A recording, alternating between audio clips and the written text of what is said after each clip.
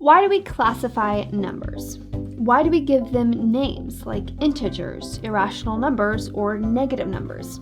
For the same reason we classify anything.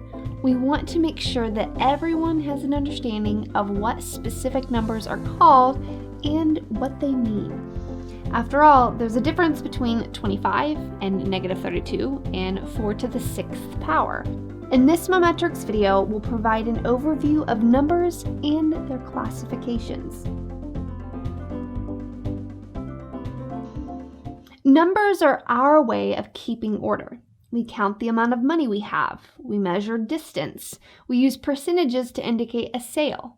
Numbers are an integral part of our everyday existence, whether they are whole numbers, rational numbers, or the first type of numbers we're going to look at, real numbers. A real number is any value of a continuous quantity that can represent distance on a number line.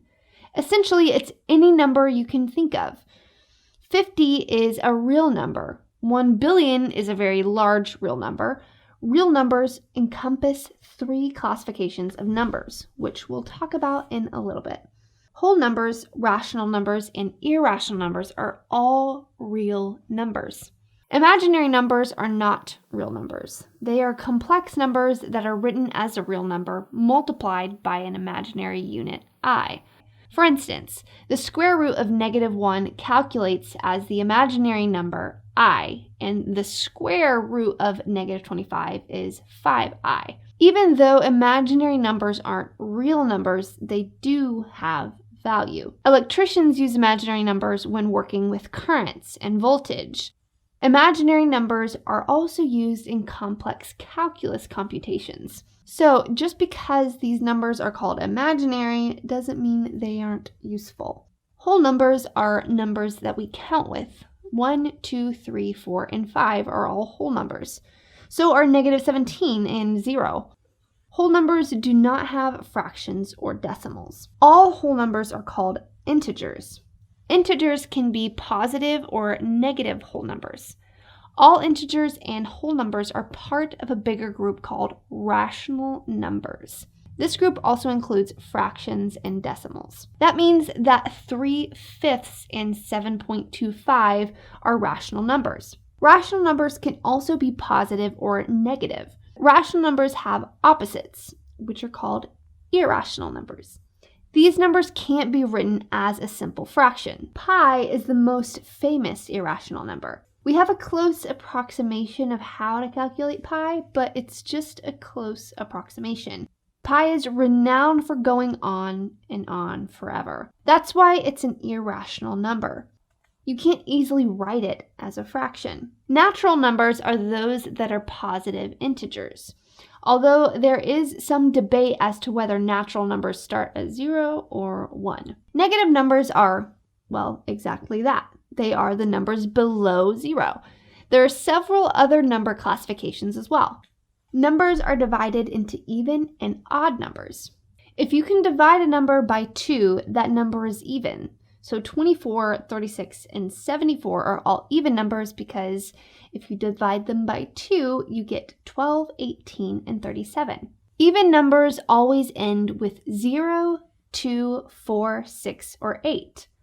Odd numbers can't be divided by 2 and leave a whole number. Any odd number divided by 2 will leave a fraction.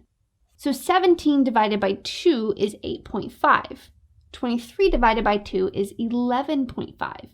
All odd numbers will end in 1, 3, 5, 7, or 9. Numerators and denominators form fractions, which are comprised of 2 integers. The number on top is the numerator, the number on the bottom is the denominator. The numerator, the top number, shows how many parts we have. The denominator, the bottom number, shows how many parts make a whole. Let's say you have 6 apples and 3 of the apples get eaten. The number of apples you have left over would be displayed as 3/6. You would then divide 3, the top number, into 6, the bottom number, to determine the percentage of remaining apples. In this case, the number is 50%. So that's our look at numbers and their classifications. From whole numbers to irrational numbers, we need to know what to call numbers so we can know what they mean. I hope that this overview was helpful to you. Hey guys! Today we're going to take a look at the mathematical operations addition, subtraction, multiplication, and division. These 4 operations serve as the fundamental building blocks for all math, so it is crucial to have a solid understanding to build upon. Let's dive in.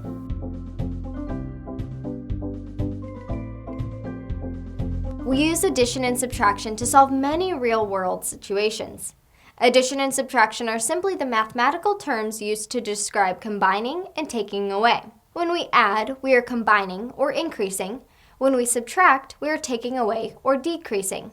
As a reminder, the symbol we use for addition is a plus sign. The answer to an addition problem is called the sum.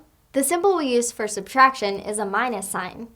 And the answer to a subtraction problem is called the difference. Essentially, addition and subtraction are opposite operations. One adds value and the other deducts value. One strategy for visualizing these 2 operations is to use a number line. We will use a number line to illustrate the following examples. Let's imagine a situation that involves the sale of popcorn. For this scenario, let's assume that you are trying to raise money by selling bags of popcorn, and you start with 20 bags. When your first customer arrives, they wish to purchase 4 bags of popcorn. This means that your remaining number of bags will decrease. We can represent this situation with a simple equation that involves subtraction.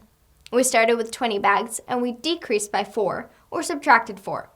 Our subtraction equation is written as 20 minus 4 equals 16. On a number line, we can represent this deduction by starting at 20 and then moving backwards 4 units in the negative direction. Each jump backwards represents subtraction by 1. Now let's say you started with 20 bags of popcorn and ended up with 6 bags left at the end of the day. You need to replenish your stock in order to keep up your sales, so you make 4 more bags of popcorn. How many bags of popcorn do you now have available to sell? For this scenario, since we are looking at an increase of bags, we will use addition. This situation can be described using the equation 6 plus 4 equals 10. You had 6 bags initially, and then combined that amount with 4 more bags. Now you have 10 bags in all. On a number line, addition is represented by jumps to the right in the positive direction. Each jump to the right represents the addition of 1 unit. So in this example, we would be starting at 6 and jumping 4 units to the right. We can see that we land on 10. It is important to notice that when using addition, the order of the values does not matter. For example, 10 plus 30 is the same as 30 plus 10. The placement or arrangement of the values has no effect on the outcome. Both arrangements would equal 40. However, the same is not true for subtraction. Does 30 take away 10 mean the same thing as 10 take away 30? Clearly not. We can see that the order matters when dealing with a situation involving subtraction. The technical term for this quality is known as the commutative property. Essentially, the property is true for operations where the values can move around, commute, and the outcome of the expression or equation will not change. The commutative property applies to addition, but not to subtraction. Another operation that also shares the commutative property is multiplication. Let's discuss multiplication together with division, as we did for addition and subtraction.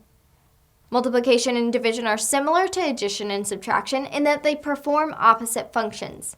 The function of multiplication is to represent multiple groups of a certain value, whereas division is designed to show the separating or subdividing of a value into smaller groups. As a reminder, the symbol we use for multiplication is a times sign. The answer to a multiplication problem is called the product. The symbol we use for division is a division sign, and the answer to a division problem is called the quotient.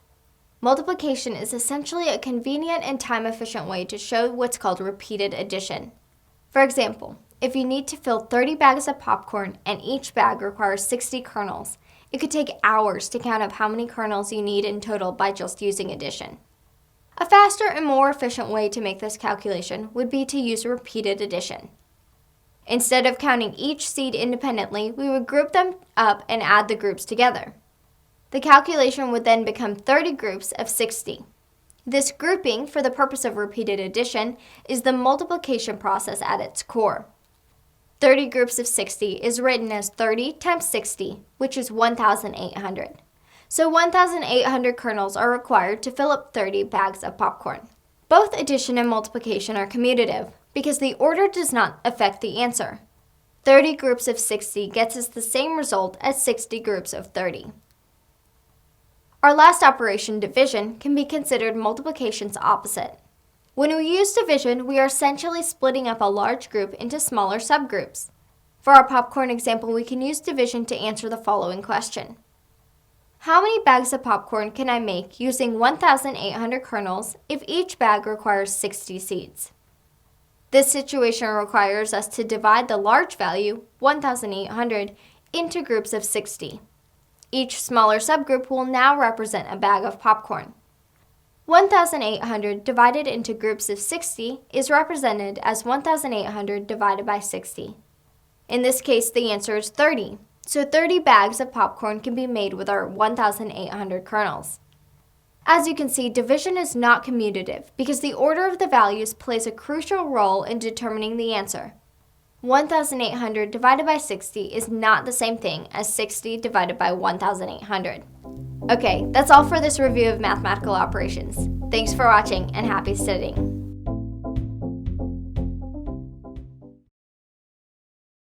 Before we dive in, let's review the basic parts of a fraction. Remember, a fraction simply represents a part of a whole. It has a numerator and a denominator, which tells us what the part is and what the whole is. Let's look at the fraction 3/4 as an example. We can see that the 3 is our numerator and the 4 is our denominator.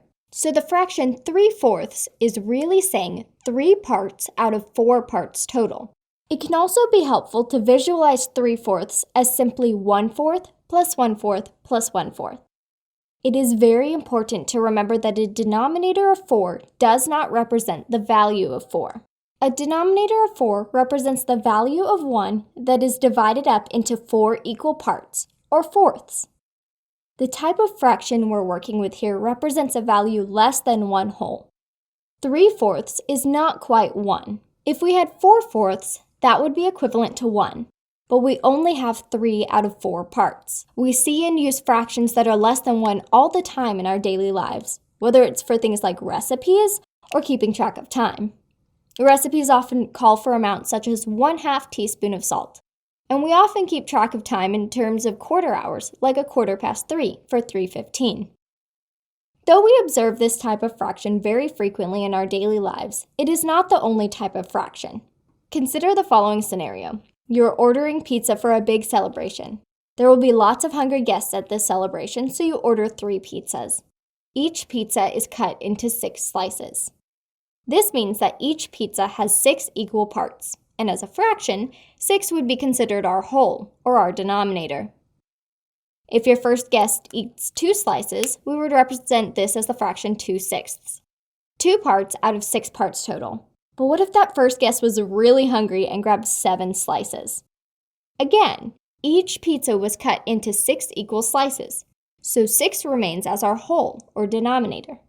But this time our part is 7. In this scenario, our numerator is larger than our denominator, 7/6.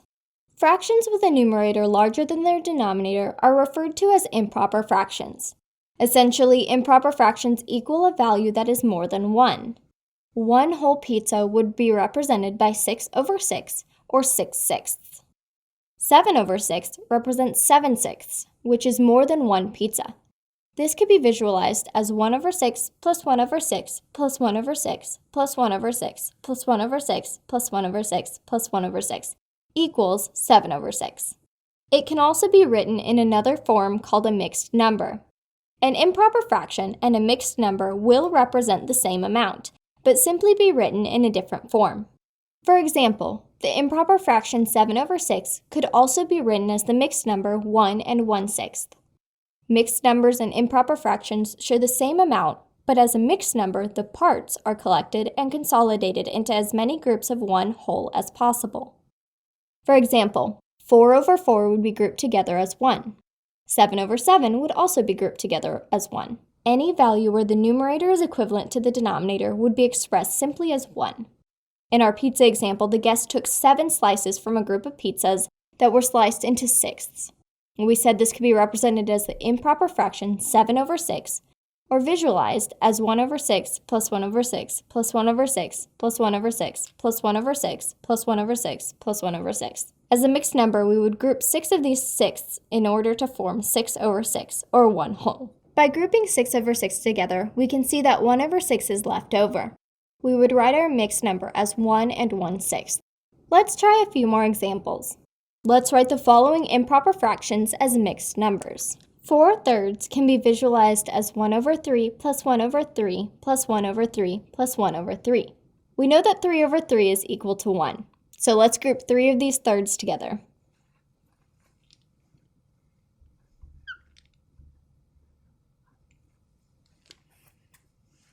We are now left with 1 and 1/3 as our mixed number. 3 halves can be visualized as 1/2 plus 1/2 plus 1/2.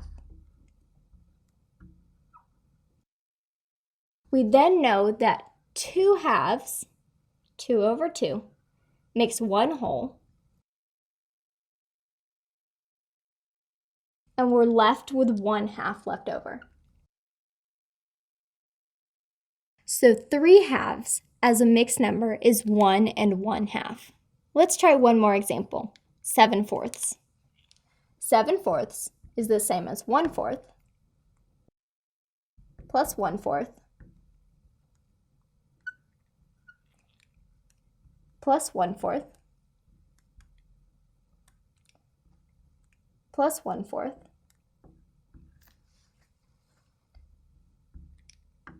plus 1/4 plus 1/4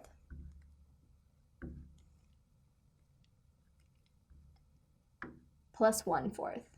Now we know that 4/4 are grouped as 1 whole.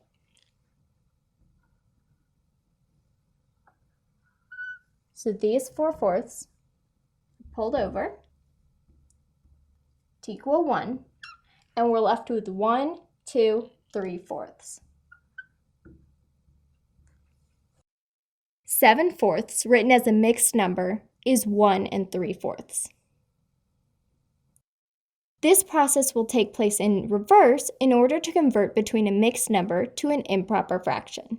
For example, if we started with a mixed number 1 and 3/4 and we wanted to convert it to an equivalent improper fraction, we would take a look at the whole number. In this case, it is 1. This whole number is really representing the denominator that's in the fraction. In this case, it's 4, so the 1 is equal to 4 over 4. When we combine these 4/4 with the 3/4, we end up with 7/4 total, or 7 over 4. That's all there is to it. Now, I know what you're thinking. What does this phrase actually mean? Quite a bit, actually, because that saying provides the key to remembering an important math concept: the order of operations. The order of operations is one of the more critical mathematical concepts you'll learn because it dictates how we calculate problems. It gives us a template so that everyone solves math problems the same way. Let's start off with a simple question. What is an operation? An operation is a mathematical action. Addition, subtraction, multiplication, division, and calculating the root are all examples of a mathematical operation. Let's take a look at this problem. Looks easy, right? Well, it wouldn't be so easy if we didn't understand the order in which the math operation occurs. If we didn't have rules to determine what calculations we should make first, we'd come up with different answers. Should you start by subtracting 4 minus 6 and then multiplying by 7? No. The order of operations tells us how to solve a math problem. And this brings us back to Aunt Sally. Operations have a specific order, and this is what Please Excuse My Dear Aunt Sally helps us to understand. It's an acronym PEMDAS, or PEMDAS, that tells us in which order we should solve a mathematical problem. So first is please, which stands for parentheses. So we solve everything inside of the parentheses first. Then E, excuse, which is for exponents. We solve that after we solve everything in a parentheses. Multiplication, which is the my, and this happens from left to right. And then division, which is the dear, which also happens left to right. And then we have addition and subtraction, which also happens from left to right. And this is Aunt and Sally. Okay, so now that we know the order of operations, let's apply it to our problem that we have here and solve. So let's kind of go down our list. We don't have parentheses and we don't have exponents, but we do have multiplication. So we do that before we do any addition and subtraction. So let's go ahead and multiply 7 times 4. That gives us 28. And now we're subtracting 6, which gives us 22. Now let's look at another problem. Without the operations, you could calculate this as 7 plus 7, which is equal to 14, times 3, which is equal to 42. And this would be wrong. Remember, you multiply before you add. Therefore, the equation should look like this.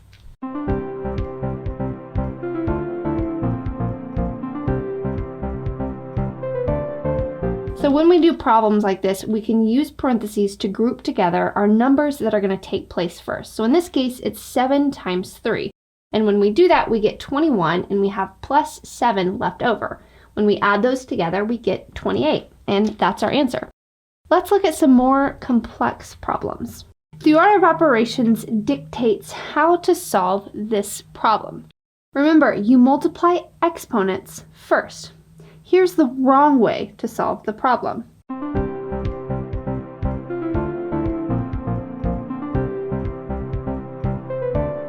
Why is that wrong? Because you violated the order of operations. You do not multiply first. You perform an operation on the exponent first. This is how it should be done.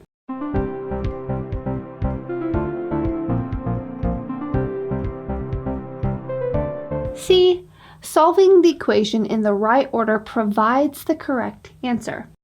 Let's try out one more problem. This one is a little bit more challenging, but it perfectly illustrates the order of operations.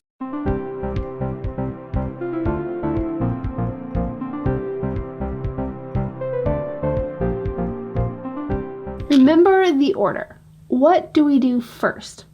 The number inside the parentheses. So 8 times 6 is equal to 48. Then we subtract 15, and that gives us 33. Here's how the problem looks now.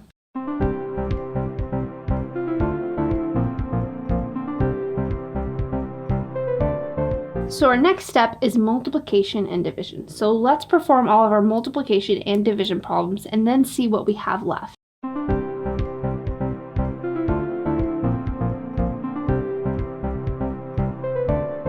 Now we finish with addition and subtraction. So here's what we have. And our answer is 37. There is an exception. If an equation only has one expression, you don't have to follow the order of operations. Here are some examples of single expressions. 10 plus 10. Well, there are no other operations, so you just know to go ahead and add them together and you get 20. Same thing with subtraction, multiplication, or division. All of those are single expressions. Before we dive in, we will need to have a solid understanding of place value. Decimals and place value go hand in hand, so it can be tough to make sense of one without having some background experience with the other. Take a look at this place value chart. With this example of 3,528.74, we can see that each movement to the right of the decimal point drops us down by a factor of 10. We move from tenths to hundredths to thousandths. On the other hand, as we move to the left of the decimal point, we increase by a factor of 10 each time. We move from tens to hundreds to thousands. This base 10 number system is not the only number system in use today, but it is very common and widely used around the world. Let's look at another example. This time, let's use the number 136.289. This number as a value is read as 136 and 289 thousandths. Let's break this value up into its different parts in the terms of place value. In this example, we look at each digit and then take note of where it is in relation to the decimal point to determine the total value of the number. The digit 2 is located in the tenths position, so it does not represent the value 2, but 2/10. The digit 1 is located in the hundreds position, so it does not represent a value of 1, but a value of 100. When you break apart a decimal value into its different parts, you are essentially thinking about the number in its expanded form. You are looking at each digit and identifying how much this digit represents based on its location. The location of each digit reveals its value or place value. This is similar to the process of writing a number in expanded form. This example would be 100 plus 30 plus 6 plus 2/10 plus 8/100 plus 9 thousandths in expanded form. This can sometimes be helpful in order to see each digit as an independent value. The place value as a system allows us to write and express numbers with extreme accuracy.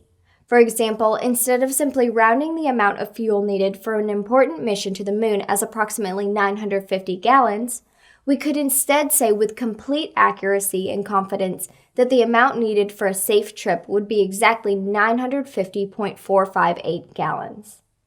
Another helpful way to visualize place value is by using money. We know that $1 can be represented by 10 dimes. We also know that $1 can be represented by 100 pennies. This is similar to saying that 1 whole can be represented by 10 tenths or by 100 hundredths. $1 equals 10 dimes. 1 dime is 1/10 of a dollar. $1 equals 100 pennies. 1 penny is 1/100th of a dollar. With this understanding of place value, we are ready to dive into the topic of decimals. Operations with decimals is a topic that most of us use in our daily lives, especially when dealing with money. For example, $5, 2 dimes, and 5 pennies is represented by the decimal number 5.25. If we remember our place values, the 5 in the ones place represents $5. The 2 in the tenths position represents 20 cents or 2/10. And the 5 in the hundredths position represents 5 cents or 5 hundredths. In the real world, it is often convenient to work with fractions and mixed numbers. Other times it makes more sense to work with decimals. If we want to talk about measuring amounts in a recipe, it is generally helpful to use fractions. On the other hand, when we are dealing with something like temperatures, it is often more efficient to use decimals. Using fractions, mixed numbers, or decimals does not change the amount. It simply changes the form. For example, if a recipe calls for 4/5 cups of flour, this is the same amount as the decimal 0.8. These values are equivalent. All decimal values can be written as fractions, mixed numbers included.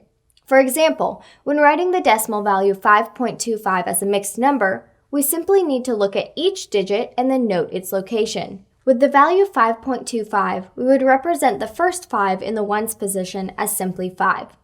Then, we look at the values to the right of the decimal. We see 0.25. This reaches out to the hundredths place, so it is representing 25 hundredths, or as a fraction, 25 over 100. So 5.25 as a mixed number would be 5 and 25 hundredths. We can simplify the fraction, making it 5 and 1/4. As you can see, using decimals is something we do on a regular basis, and being able to convert between decimals and fractions can ensure that our number is as accurate as possible. You may have heard a math teacher or two say math is a language. If that is true, then algebraic rules and notation should be considered the grammar and punctuation of the language of math. Some students who struggle with math are confused by how to apply the rules and interpret the notation. In this video, we will focus on the notation and interpretation of exponents. This video will focus on the meaning of exponents that are natural numbers, also referred to as counting numbers, which are 1, 2, 3, things like that. Other types of exponents are interpreted differently and will be covered in other videos. Let's start by quickly reviewing some terminology. An exponent is written as a superscript on a number or algebraic expression, which is referred to as the base.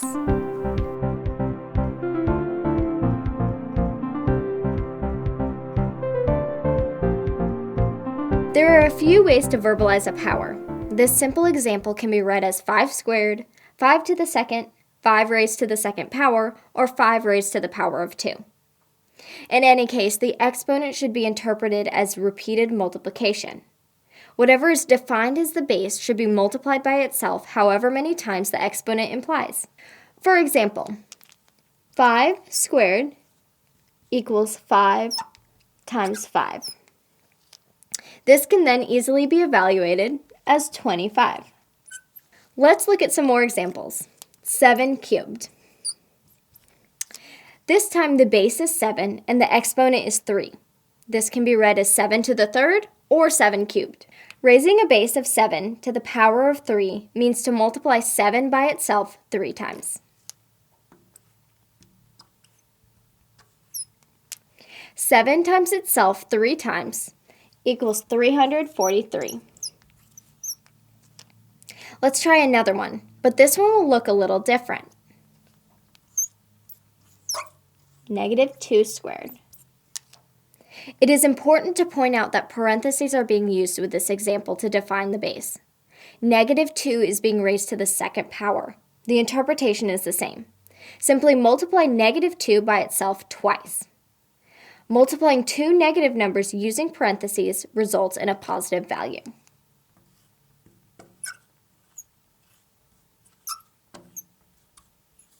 But if we were to take the parentheses away and instead say -2 squared, then our answer would be -4. Why? Because the 2 is squared before the effects of the negative can take place. So we have 2 times 2 equals 4, and then the negative affects it. Let's try another one with negatives. -5 cubed. This is equal to -5 times -5 times -5, which gives you -125. Powers of 10 are used frequently in math and science applications. Scientific notation uses powers of 10 to express very large or small values in an efficient and organized manner, but we'll dive into that topic in another video. Exponents are also used to raise algebraic expressions to powers, but the meaning is the same. Multiply whatever the base is by itself, however many times that is indicated by the exponent. Here are a few examples. X cubed is equal to x times x times x. As you can see, the notation x cubed is a more efficient way to write the expanded version of x times x times x. 2x cubed is equal to 2 times x times x times x. Notice that the base here is x. Adding parentheses to an expression changes the meaning. If you put in parentheses, 2x cubed means 2x times 2x times 2x, which is equal to 2 times 2 times 2 times x times x times x, which when you simplify that, gives you 8x cubed. Let's try one more example before we go. X plus 2 squared. Once again, the parentheses here are used to define the base to be x plus 2. The exponent of 2 instructs you to multiply this base by itself twice. So it equals x plus 2 times x plus 2. Multiplying these two binomial expressions results in the quadratic expression x squared plus 4x plus 4. So, as long as you can identify the base, the multiplication of that base by itself becomes pretty straightforward. As mentioned, the interpretation of notation in math is half the battle. Practicing the basics is key in order to gain confidence for more complicated math content. Hi everyone, welcome to this Mometrics video on factors. Factors in math refer to a number or numbers that produce a given number when multiplied.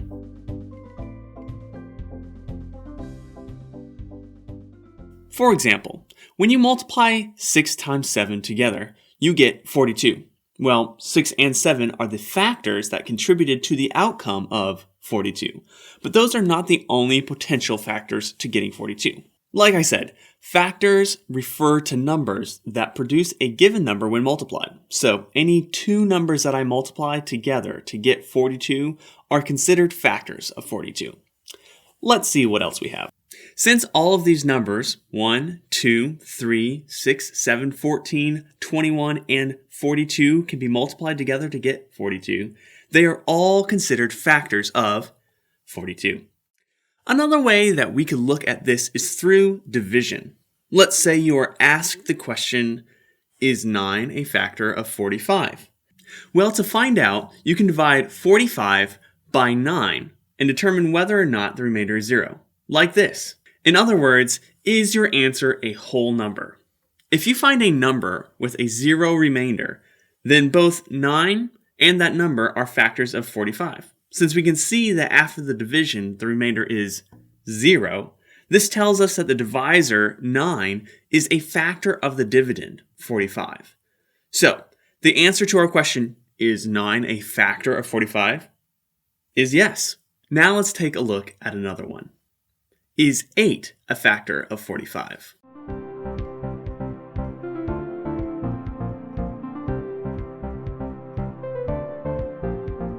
When we divide 45 by 8, the divisor we are left with is a remainder of 5. So, 8 is not a factor of 45. This means that there are not 8 equal parts to 45. So, these are examples of what factors are, but there are also types of factors. Common factors, greatest common factors, and prime factors. These are all exactly what they sound like. Common factors are factors that two numbers share or have in common. For example, let's look at the factors of 35 and 40. For 35, we have 1 and 35, because 1 times 35 is equal to 35. We also have 5 and 7, because 5 times 7 is equal to 35. That's about it. Let's move over to 40. For 40, we have 1 and 40, because 40 times 1 is equal to 40. We also have 2 times 20, because when you multiply those, you get 40. We also have 4 times 10 and 5 times 8, all of which end up equaling 40. Our factors for 40 are 1, 2, 4, 5, 8, 10, 20, and 40. To determine the common factors between 35 and 40, we just need to look at each list of factors for each number and determine which ones are the same. So, in the case of 35 and 40, the only factors that they share between these two lists are 1 and 5. So, 1 and 5 are the common factors.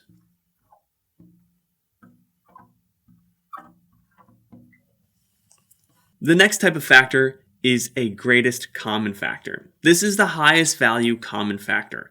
You look at the list of common factors like we have here and determine which number is largest. In the case of 35 and 40, 1 and 5 are the only factors that they have in common, and 5 has a higher value than 1. Therefore, 5 is the greatest common factor. Now, the last type of factor is a prime factor. A prime factor is any number that can only be divided by 1 and itself to produce a whole number. For example, 11 is a prime factor because it can only be divided by 1 and itself. When you multiply itself by 1, you end up with 11. There's no other combination of factors that will result in 11. Hi, and welcome to this video about the algebra of polynomial and rational expressions. In this video, we will explore multiplying polynomials, factoring polynomials, dividing polynomials, rational expressions, and operations with rational expressions. Before we get heavily into polynomial algebra, let's recap a few important terms. A polynomial is a mathematical expression of one or more algebraic terms, each of which consists of a constant multiplied by one or more variables raised to a non-negative integral power, such as a plus bx plus cx squared. The key pieces to remember are, number 1, polynomials consist of one or more terms, of the general form ax raised to the nth power, that are added or subtracted. The sample in the definition has 3 terms. Number 2, the coefficients of the terms can be any type of number. And number 3, the powers of the terms can only be non-negative integers, including 0. Let's look at some quick examples. 2x squared minus 4x plus 5 is a polynomial expression, but 2x raised to the 2.5 power minus 4x plus 5 is not a polynomial expression. Why? Because of the decimal exponent. Remember, the exponents in a polynomial expression have to be integers. 0.4x plus 1 is a polynomial expression, but x raised to the negative third power plus 1 is not, because of the negative exponent. Now that we've looked at some polynomial expressions, let's look at the different types. A monomial is a polynomial consisting of one term. For example, x and 2 are monomials. A binomial is a polynomial consisting of 2 terms.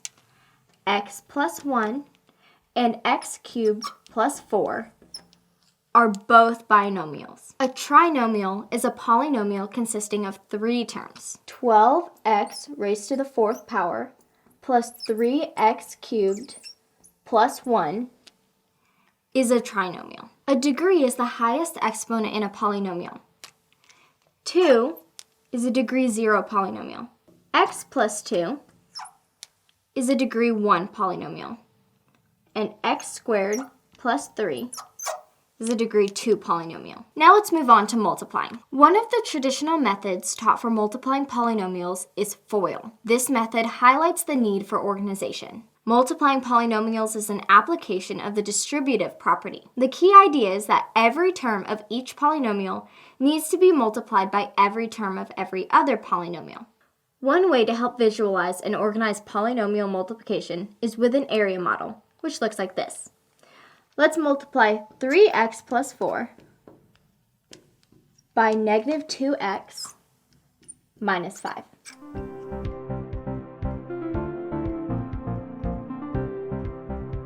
So 3x times negative 2x gives you negative 6x squared. And then 4 times negative 2x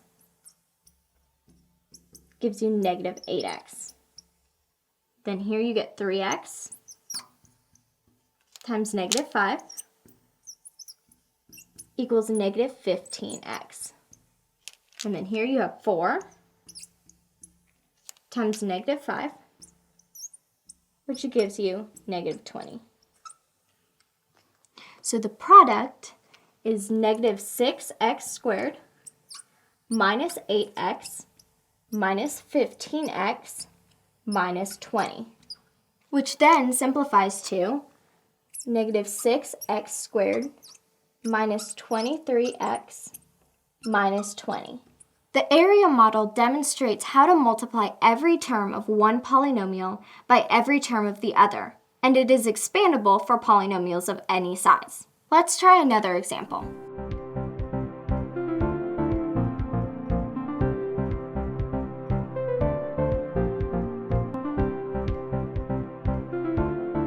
Our terms on the left are 7b to the 5th and negative 2b squared. And our terms on the top are 2a cubed, negative 4a squared, a, and negative 12. We need to simply multiply all the terms, then add the resulting terms together.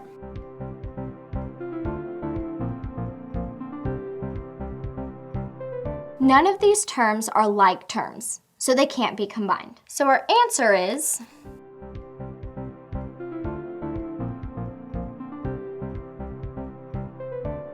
So this is our final answer.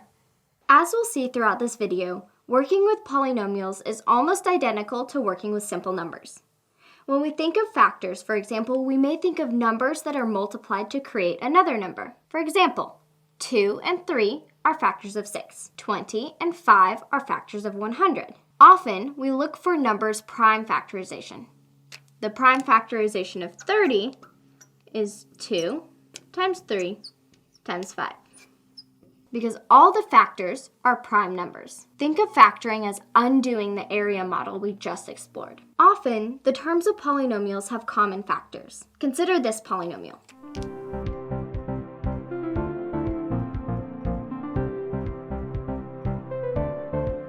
Each term has a common factor of 5a squared.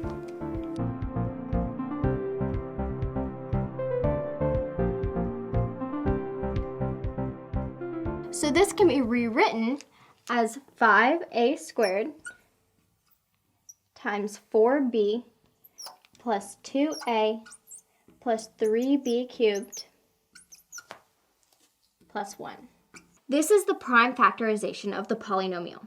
It cannot be factored any further. Sometimes factoring happens in groups. It appears as if this polynomial cannot be factored. Rearranging to group the a terms and the b terms, we have this.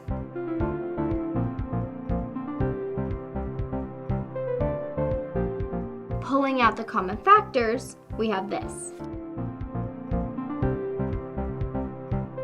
Now we can see the common factor of 2x plus 1. So we have this. 2x plus 1 times a plus b squared. We can always check our factoring work by multiplying the factors to be sure we end up with the original polynomial. Polynomial division is closely related to multiplication and factoring. Consider the number 6. Its prime factors are 2 and 3. 2 times 3 equals 6. So 6 divided by 2 is 3, and 6 divided by 3 is 2. This polynomial has prime factors of 3x plus 4 and negative 2x minus 5. Negative 6x squared minus 23x minus 20 divided by 3x plus 4 gives you negative 2x minus 5. And then if you do negative 6x squared minus 23x minus 20 divided by negative 2x minus 5, that gives you 3x plus 4. One polynomial can be divided by another as long as the degree of the dividend is greater than or equal to the degree of the divisor. Here's how it works. First, make sure the exponents of both polynomials are in descending order and put a 0 in for any missing in the sequence. For example, 2x squared plus 1 would be 2x squared plus 0x plus 1.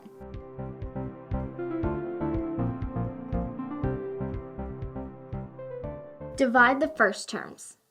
Here, the question is, how many times does 3x go into negative 6x squared?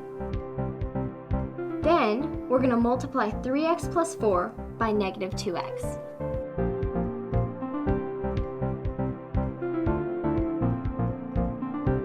Then, we'll subtract the product.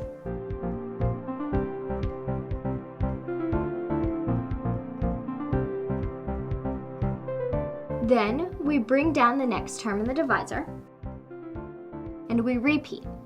How many times does 3x go into negative 15x? Multiply, and then subtract. There's a remainder of 0, so negative 2x minus 5 and 3x plus 4 are factors of negative 6x squared minus 23x minus 20, as we already knew. Rational expressions are closely related to rational numbers. The word rational comes from the word ratio. Just as rational numbers are defined as having the form integer over integer, rational expressions are defined by the form polynomial over polynomial. Here are some examples of rational expressions.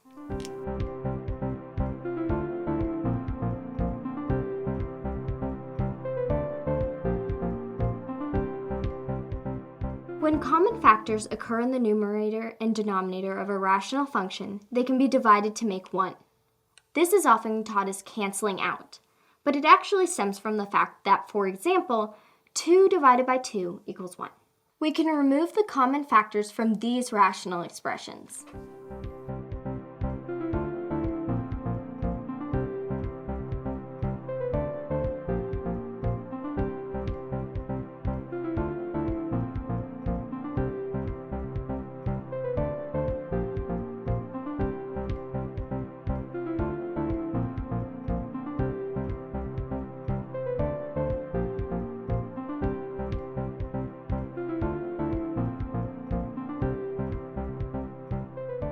Rational expressions behave like fractions. To add or subtract them, we need to get a common denominator. For example,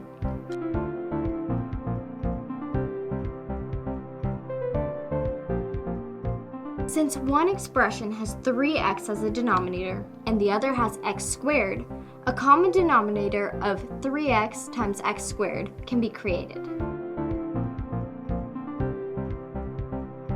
Remember to multiply each numerator by the same factor so that we are essentially multiplying each expression by 1. Now multiply through and simplify.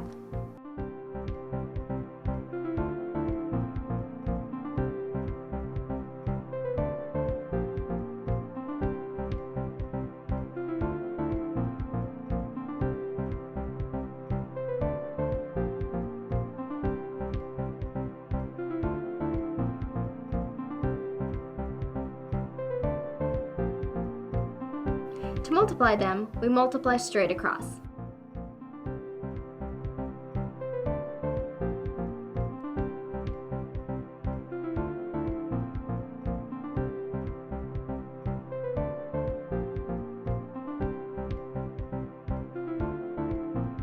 And to divide them, we multiply by the reciprocal.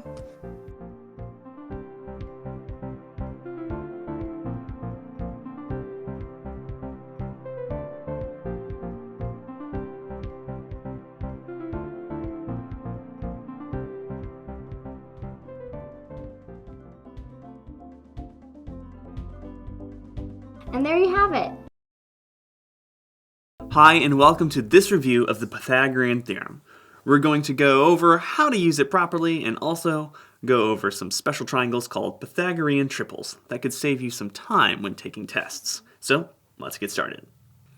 First things first, what is the Pythagorean Theorem? The Pythagorean Theorem is a squared plus b squared is equal to c squared. Now, this is used to find the length of a side of a right triangle when we know the length of the other two sides. The triangle has to be a right triangle, which means that it has an angle that measures exactly 90 degrees, like this one. The theorem is very easy to remember and just as easy to use. In the theorem, A, B, and C are the lengths of the three sides of the triangle. But which is which? Let's start by figuring out where to find A, B, and C in a triangle. To start, you can tell that you're dealing with a right triangle because you see this little square in one of the angles. That's the symbol for a right angle or 90-degree angle. And any triangle that has a right angle must be a right triangle. So now we have to decide where to put the three side lengths. The key is to start with C, which is always on the side across from the right angle. This is called the hypotenuse, and it's always the longest side. You may be asking yourself, if C is always across from the right angle, how do I tell which of the other two is A and which is B? It's a good question, and the answer is, it doesn't matter. Either of these two sides, which are called legs, can be used as A and then just use the other one for B. Let's pick 3 centimeters for A. And our B will be down here, and we know that's 4 centimeters. So this is what our theorem looks like when we have it filled in. 3 squared plus 4 squared is equal to c squared. Now we can just evaluate 3 squared and 4 squared, which means multiplying 3 times 3 and 4 times 4 to get the following.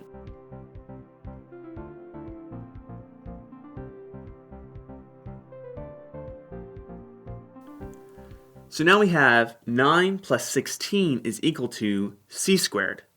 So, what's that?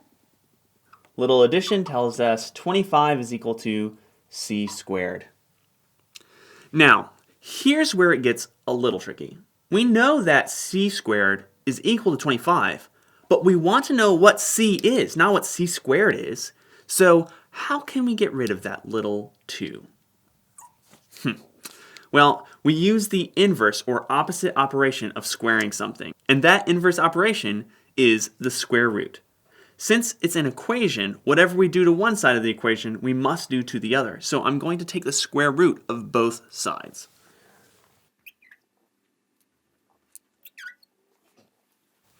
The square root of c squared is c.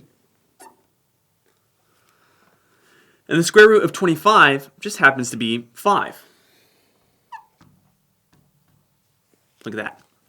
It's always good to check our answer to see if it makes sense. Since we're finding c, it should be longer than any of the other two sides. And 5 is greater than both 3 and 4. Also, because of the triangle inequality theorem, which is something we'll get to in a later video, the hypotenuse must be less than the sum of the other two sides, which means 5 has to be smaller than 3 plus 4, which it is.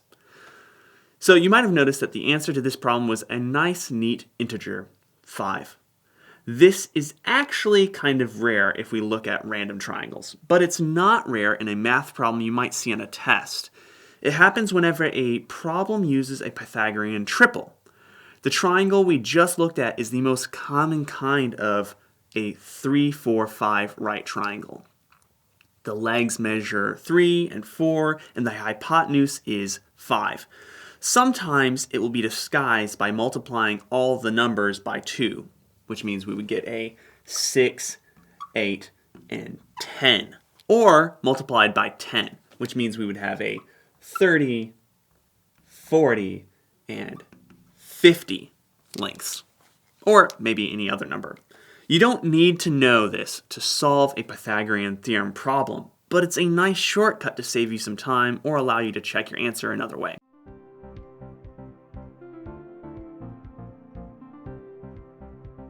Other Pythagorean triples include 5, 12, 13, 8, 15, and 17, and 7, 24, 25. There are many more, but these ones are the ones you will see most often. Of course, there are right triangles that aren't Pythagorean triples. Let's look at one just so you can see what the answer will look like. Once again, we're solving for the hypotenuse, the longest side, which is opposite the 90-degree or right angle. This is length C. When we plug in 5 and 7 for A and B, we get this.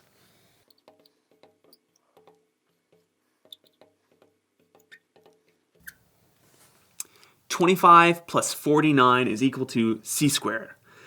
So let's add 25 and 49 to get 74, which is equal to c squared. Then we take the square root of each side and find out that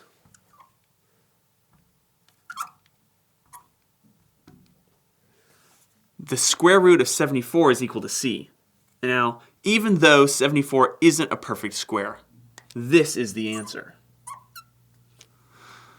If you take the square root on a calculator, you only get an approximation of the answer, which is about 8.60232526 forever. We can do this approximation to do our checks. It's greater than either of the other two sides, and it's less than the two sides added together. But when writing the answer, we should use the square root form. Thanks for watching, and happy studying.